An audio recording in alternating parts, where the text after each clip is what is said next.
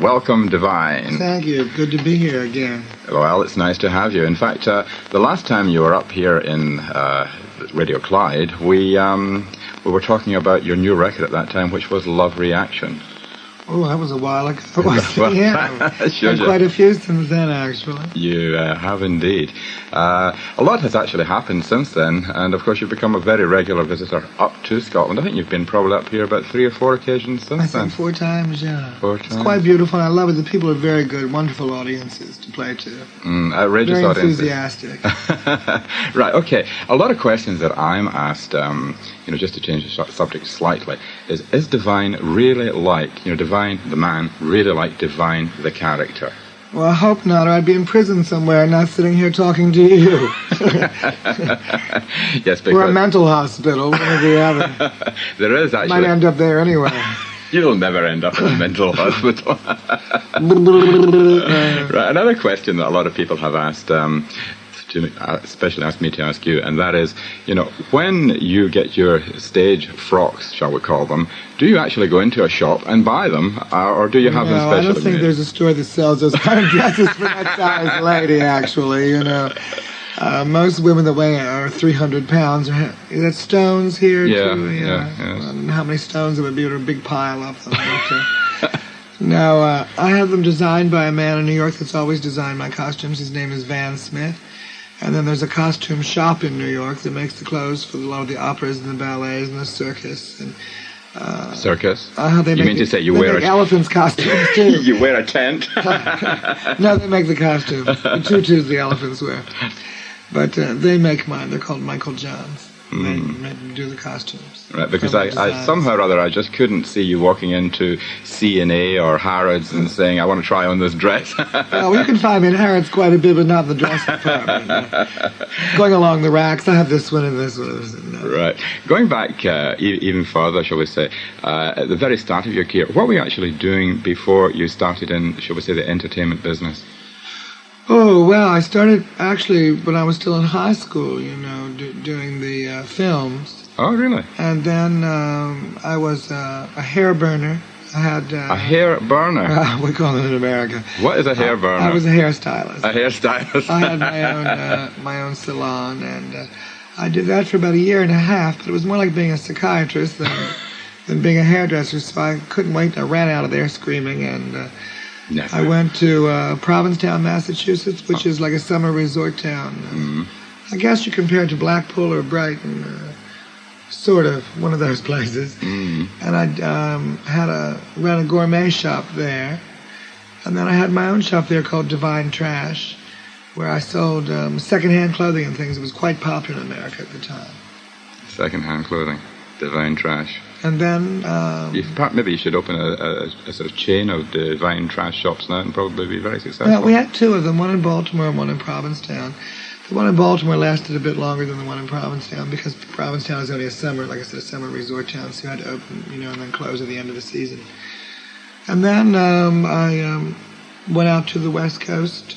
I wanted to live out there. I lived in San Francisco and did a couple of live shows out there, musicals. And then I went down to Los Angeles, I remember, for Thanksgiving, and people were laying on the beach, and it was quite cold in San Francisco, and so I just never went back up. I stayed there. Found a place to live, and ended up living there for 6 years in Santa Monica, which is on the beach. And then I could never get any work there, so I went back to New York, where I was offered a play by a man named Tom O'Horrigan, who had done Jesus Christ Superstar and Lenny and Hair, I think was his most popular show that he directed. And he was very nice and still a very dear friend, even though I don't see him much anymore, but because I'm on the road all the time. And I just ended up living in New York for 6.5 years. Then I moved to Key West and I was going to say that. Lived there for 2 years, but actually about 3 months out of the 2 years because I was on the road. Very interesting you mentioned Key West. In actual fact, there's a bar in Edinburgh which is actually called Key West. Yeah. Did you know that? No? No, I didn't know that. Useless I know there's a Fire information. Island. Yes. Yes, we have a Fire Island in New York City, Yeah. off the coast there. I think we've heard of Fire Island of New York. Just like everyone, of course, has heard of Fire Island in Edinburgh. I hope Totally so. different ball game. Right, I think at this point we'll go back and play one of your Bobby Orlando style records, Native Love. Okay, it's one of my favorites. It is? Yeah. Oh, just before we play it, of all the records that you've recorded, would you say that Native Love was your favorite, or is there another one? No, I think You Think You're a Man, actually. Well, for obvious reasons, but we'll come to that a little later. This is Divine and Native Love. Dance, rock, feel the heat. Rock your body to the native beat. Step by step, slowly relaxing. Step by step, come on. Well, here I am, I got the beat. I'm gonna rock to the rhythm of the body. Come on now, let's have big fun. Rock to the rhythm, let's get undone. Without a dream, my teenage dream of love is on my mind. This native love is restless, and I'm just not satisfied. And I never get enough of that native love. Step by step, slowly relaxing. Step by step, come on. Step by step, slowly relaxing. Step by step, come on. My car is by Ferrari and my body's Jack LaLanne. My clothes are by Armani and my hair is by Elaine. Tiffany and Cartier are telling me the time. This native love is restless and I'm just not satisfied. And I never get enough of that native love. Dance, rock, feel the heat. Rock your back with the native beat. Dance, rock, feel the heat. Rock your back with the native beat. Say wow. What look like? What is? Say punk rock, jump rock. Say dance to the funk rock. Step by step, slowly. Step by step, come on.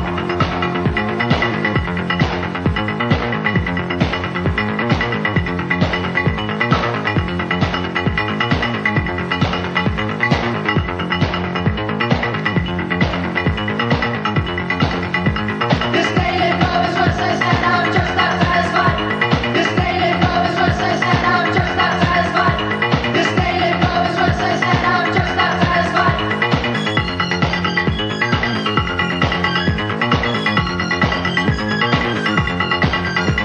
Hey GQ man, here I stand for everyone to see. If I'm not your type, well that's alright, cause that don't matter to me. Got the rhythm and the rhyme, I'm right on time, I'm gonna blow your mind. This native love is restless and I'm just not satisfied. This native love is restless and I'm just not satisfied.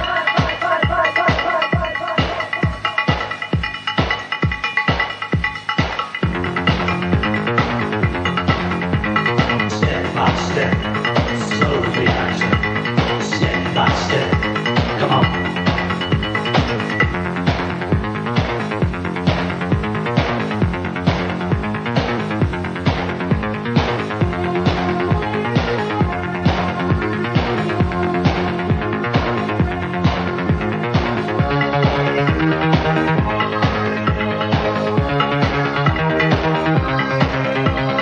Step by step, slowly relaxing. Step by step, come on.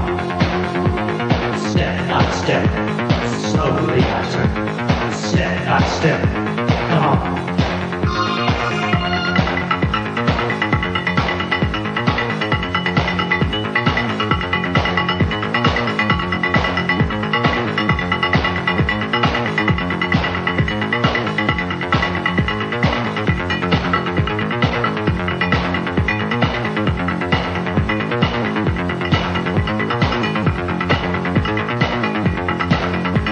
This native love is restless and I'm just not satisfied. One of the first records to be really successful in a lot of high-energy clubs, Native Love there from Divine.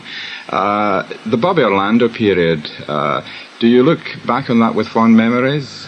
Oh yeah, well, I always thank Bobby for giving me really my break into to the music business. I mean, my manager Bernard J and myself had been looking for record material to do a nightclub act. Actually, never thinking of charting or anything, but just material to do an act with to keep me working between films and stage plays. And he sort of sought us out, and so thought that I would be very good on stage, and wrote, Native Love and Shoot Your Shot and Shake It Up and Jungle Jazzabout, and quite a few songs that have been very big hits all over the world. So it was just that when my contract was up with him, I just felt like it was time to move on. He really didn't have he couldn't see into the future. I don't know how you would call that, but didn't have the foresight to see which direction you should be going in. Because I was quite happy playing small clubs or high-energy clubs, but I also wanted to play large concerts. Of course, anyone that's in show business, you want to keep progressing and moving along. And when we talked to Barry Evangeli at Proto Records in London, he was one of the people that was interested in me. He sat there and said, you should do bigger shows, you should have lights and lasers and backup singers. And I thought, well, wait, this is just the same thing I've been thinking for 2 years, And so, it's been great working with him. He's wonderful. And also with Barry, we have total input as far as album covers go, as far as what music I'm going to sing. You see, with Bobby, I never knew. I used to be called into the studio, and he would write the songs as I sang along. So there was never really a song. Before I went in with Barry, I get a tape a few weeks in advance, and before I go in, and I know exactly what I'm going to do. And there's no fooling around. It's business. For example, last week on this program, I read out a letter from a young man in Glasgow who had come up here from London, and he listed his top 10 high-energy records of all time. And I noticed in there was probably about 4 or 5 Bobby Orlando records. But to me, all the records that he chose, and I'm not sort of singing against this young man that likes these records, but they all sounded reasonably similar. That was a complaint that I was receiving all the time. And then when I did Love Reaction, which was a complete rip-off of Blue Monday. Yeah. We're admitting that now, are we? I really didn't know it when it was I know. done. Yeah. I was completely ignorant of that, and maybe it is my fault, or it was my manager's fault, actually. He should have known that. But we'll blame Bernard since he's sitting in the corner there. Yes. Rather than me take the blame. Okay. No. Bernard, slapping the wrist for you. That's all right, I'll take the money. Yes, he didn't know. It's all right.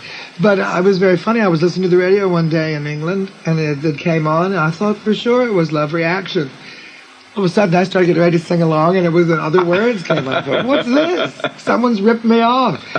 And then I found out that we'd actually ripped them off. They didn't mind, though. It actually put their record back on the chart. The group called us and thanked us because it put them back on the chart. They made quite a bit more money off the record themselves. But then we did receive a lot of criticism because of that, because the records did sound very similar to the ones, they all. So that was another reason for changing companies, too. Well, I think we've just come in time to listen to the record in question, Divine and Love Reaction.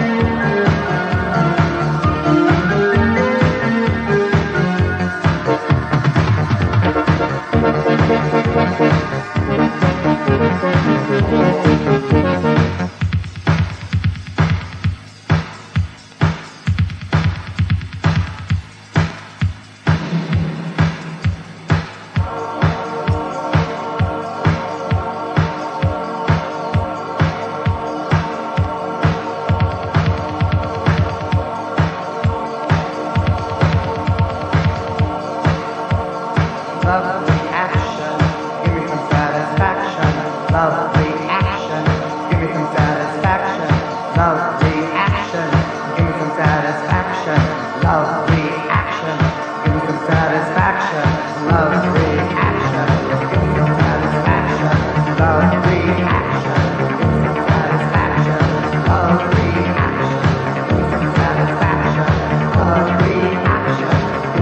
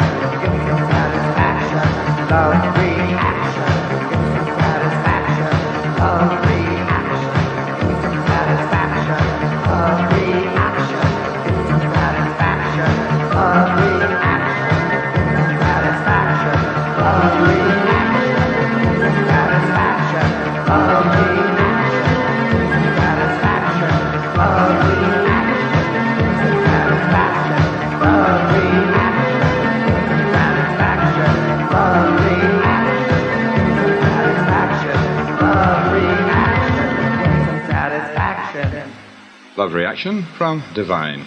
Right, first record for Proto was, in fact, You Think You're a Man. Can you tell us how this came about, the song, rather?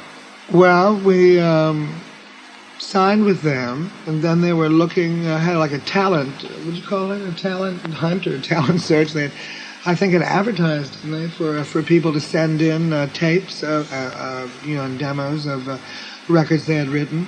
And they sort of dwindled it down to 5 or so that they liked, and we listened to a few of them, and I remember a couple of them, I even said, but this one sort of ever stuck in everyone's mind. We really liked it and thought that it would be a good one to do as our first one with Proto, and then we went to the studio and we cut it, and I thought it sounded quite good. I liked it a lot. Did you think it was going to be the big hit that it actually turned out to be? I never really count on anything, because I was hoping that I'm So Beautiful would be a great big hit, too. But it wasn't the hit that You Think You're a Man is. I mean, it did very well, but it didn't do as well. So, I mean, you really shouldn't, I never set my, what is the word? You never set your sights too high? My sights too high, because you just let down a lot. But so it makes it even a bigger thrill when it is something good happens. That's right. Now, of course, I must touch on, although we're on a different sort of network, I must touch on the Top of the Pops appearance. Did you enjoy that? Well, I did. They didn't, but I did. I had a real good time. I was quite thrilled to be on that program, Top of the Pops. I mean, it's like such the program to be on, in England. It's been around forever, from what I understand. And sure. Something like 6 million people watch it or something. So, I mean, the exposure and everything that you get from it's unbelievable. And, of course, the record sales and everything, it's great for that. But just to be invited to be on there is quite a thrill. And when I finally was in the top 40 for the second week in a row, they had to put me on. I don't think they had any choice. And so we went on, and they said, you're a pop star now. I said, when did this happen, I said, well, you're on here? I thought, well, all right, great. And they told me I lined up my costumes, and they showed me which one they wanted. And they told me what I could do and what I couldn't do. More was what I couldn't do. And so I went on, and I did abide by all their rules. We were there all day. I did rehearsals 3 times, and I did the show. And when I did the show, I certainly didn't do anything different than I had done before. And then they tell me they got 2,000 complaints. And I just think, well, that's BS. I mean, I don't know what you can say on the radio here, but 2,000 complaints out of 6 million, I mean, Nothing. what's nothing? What does that matter? I mean, you're going to get 2,000 people who are going to complain if Frank Sinatra's on television, Sure. I mean, or Diana Ross, I don't care who you are. So I think they sort of jumped the gun. They said, oh, we can't have 2,000 complaints, so you can't come on the show anymore. And I thought, well, I don't understand this at all. What did I do? I mean, the only way I can describe how I felt was complete shock. I mean, I was upset, and I was completely shocked. I mean, I don't know if it was the drag or a man being in a dress. I really can't believe that, since people like Danny LaRue have made their living for the last 100 years wearing a woman's dress. Right. And, I mean, it's just been always very traditional here, especially in England. Even Sir Lawrence this and Sir that, they've all done drag bits. And, Of course. In your Christmas pantomimes and things. That's right. And I don't know if it's because I'm fat. I mean, I'm sure a lot of the people sitting on their big asses at home watching the television are fat too. So, I think we're getting a touch of the divine character coming well, out it comes now. out. I get angry once in a while, But no, I don't understand it to this day, to tell you the truth. And I've never really been given a good reason why from the BBC. But when the newspapers did come to my defense, which I was quite shocked about too, and flew even to Germany to interview me. And who does the BBC think they are? I think they did call and say, listen, you can come back on the show, more or less get them off our back. But no, we've been told now if I chart again, I can come back on again. Oh, really? But then they won't give the records any airplay. So, That is the problem. Yeah. That So I is the try to problem. make sure that I don't chart again, but I'm going to. I'm anyway. sure you will, because I know we don't actually have a copy of it, and perhaps in the interview it's a little soon to mention it, but we may as well get over it at this point. I think your new record, because I know the song, I think we can talk about it, because by the time that the broadcast goes out, we should have a copy of it from Proto. Yeah, you'll get it soon, I think. Yes, and in fact, perhaps maybe even before the actual tape is broadcast, since we've admitted the fact that we're broadcasting, we might even just have a copy to put on at the tail end of the show. You never know. The song is going to be, well, you can tell us about it. Well, it's, who did it first? 4 Seasons. 4 Seasons. I must give them credit. The 4 Seasons, and it's called Walk Like a Man. Another one of my Man series records. But it's an up-tempo dance, high-energy, whatever you want to call it, disco version. Right. I think it's very good. I did it last week in London when I came in. And I quite liked it. The record producers quite liked it. So usually if they like it, they have to pay for it. So that's good. The record company like it as well, do they? Yeah. That's good. Well, hopefully we can play this at the tail end of the show, but if not, then I guarantee that we will actually be playing it in the very near future, so stay tuned to this wonderful radio station for one of the first playings of Divine's song, which is a remake of the 4 Seasons, Walk Like a Man. I can just imagine you doing that on stage. Do you know that? You'll be stomping around there, waving the arms, shaking the belly and the bum. And Yeah, I the could tits. get a whip and beat a few people too, I think. Oh, No, really? I don't know what to do, yeah. But actually, this is something that Divine on stage should do, is carry a whip and, Shut people up in the audience when Oh, I'm talking. why yeah. not? Certainly make a change. Right, I think we'll listen to I'm So Beautiful. Oh, And you too? I am. No, I am. Yeah.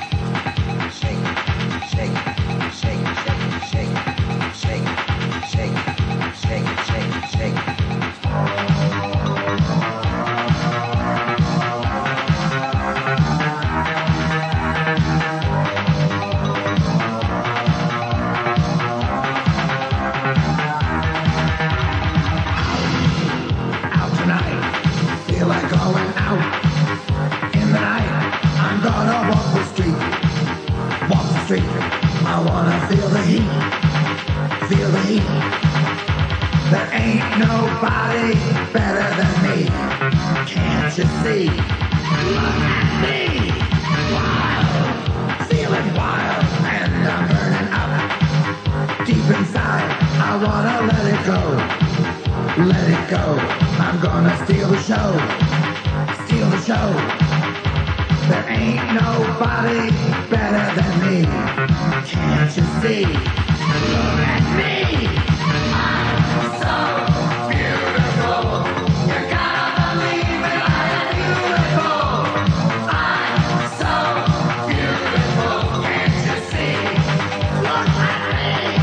I said I'm so beautiful.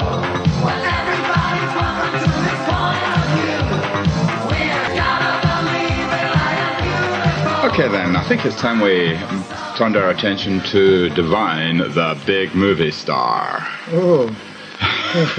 How There's do a- you mean that? The superstar of the movies, filling the cinema screen from end to end. Yeah. I noticed you finished one of my facts while I was out. I had to have one, yeah. What kind of facts are these? Oh, we can't advertise on the Oh, radio. okay. No, we can't. We're certainly not. Scottish. No, they're British. Yeah, they have tobacco and Right. The new movie is called Lust in the Dust.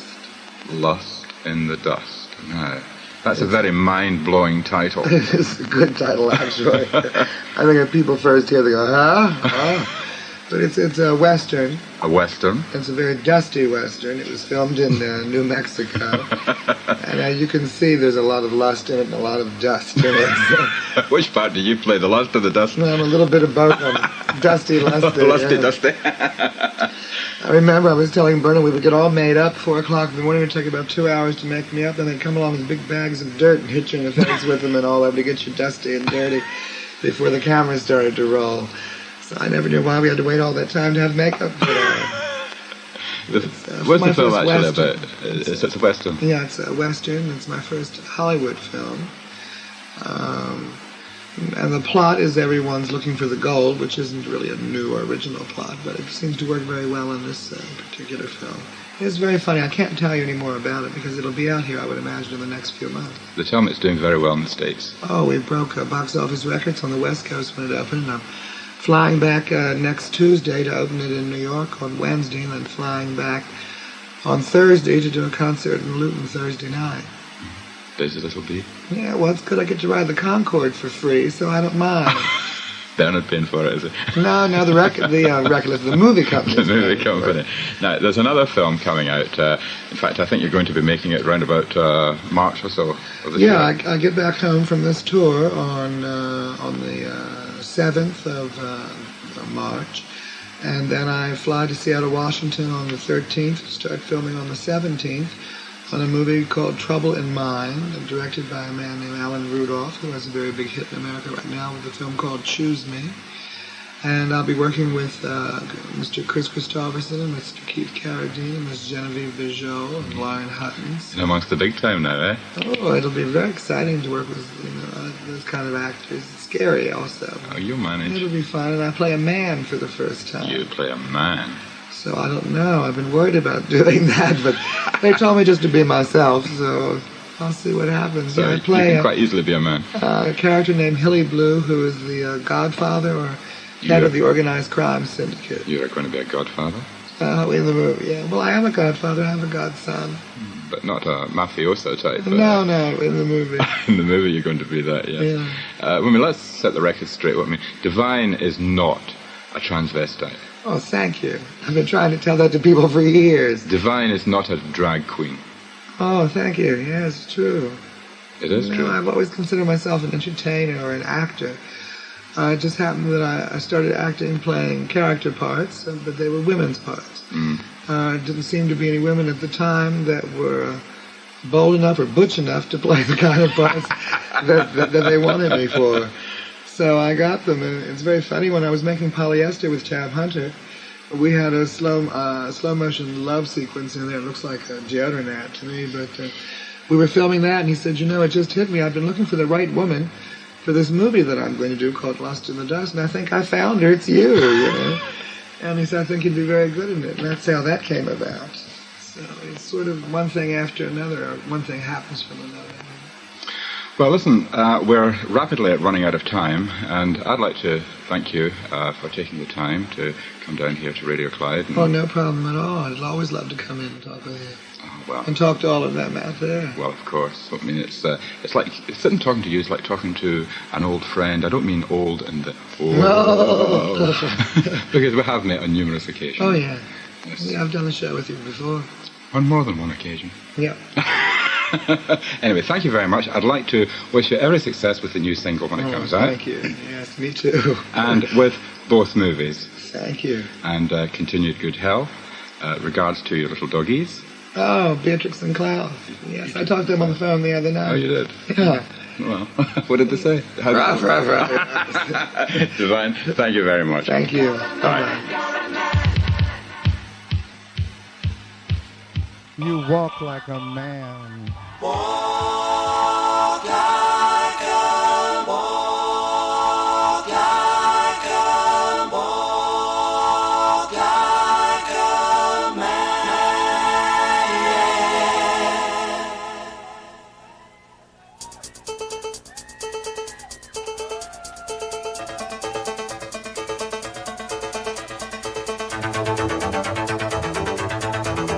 Clap your hands!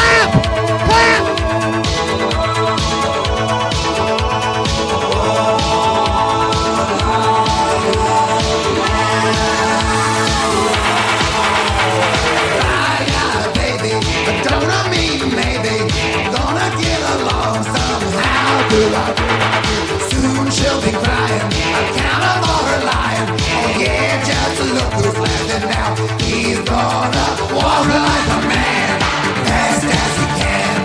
Walk like a man from you. He'll tell the world, forget about it, girl.